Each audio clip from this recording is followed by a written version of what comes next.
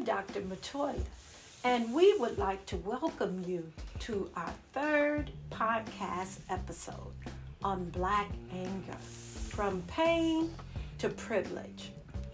Our conversation of Black anger, we have broadened the scope of Black anger to include our hearts being numb to the potential resources, support, and privilege that are available to all if we don't fade to Black anger. So let's welcome the author of Black Anger, Dr. Kirk Whitmore Sr. Welcome. Well, thank you so much. It's so glad to be here. So help us to understand how not to fade to Black anger, engaging our families during this holiday season. Well, this is a fun one. Many times during the holiday season, especially this time of the year, from October the 31st, oddly enough, through February is the highest times of death. Wow. It is also the highest time of family engagement and family interactions because of the Christ Messiah holiday. Yes. And so during these times, the emotions of our family members are very high, explosive, if you will. And we're often using different kinds of methods to mask whatever kinds of hurts we are experiencing. But the greatest hurt is, and we don't like to deal with this as family, is to talk about the loss of a loved one. Yeah. Loss is the part of life that we don't like, that we have to learn to maximize, and grow through it because it's a part of life. It is.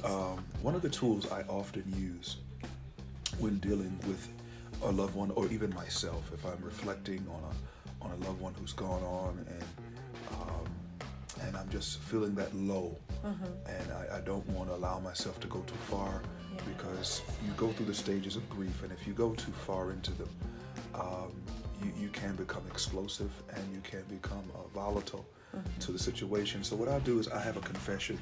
It says, I admit my life has changed. Someone or something is absent. The intense hurt I sometimes feel is real, but not permanent, and does not have to prevent me or others from being the significant gift to someone else that God has made me to be. Through the power of the Holy Spirit, I'm whole, I'm healthy, and I'm discovering God in a different way through grief. I am confident that I am built, designed, and crafted to grow through predictable and unpredictable crisis, calamity, and challenge. God made me to be incredible. And so I thank you. And so I use that as a tool to level me. And I share that. I encourage you also to re-listen to this podcast over and over. And as we do this podcast during the holiday season, we'll continue to use this confession to be a tool and for individuals to kind of to level themselves, to remind themselves they do have help, both spiritually and naturally, so that they can better navigate those relationships as we're gathering together and reflecting and celebrating the holiday. Awesome. So how can we get this great book? So the great book that you're referring to, Yes. I'm humbled by the title. You're calling it a great book. I receive it though. Yes. We can get it on Amazon in the ebook form or in the paperback, or you can just email me at whitmore486@gmail.com and let me know that you want the book, and they will cash at me, and we'll have the books within 2 weeks.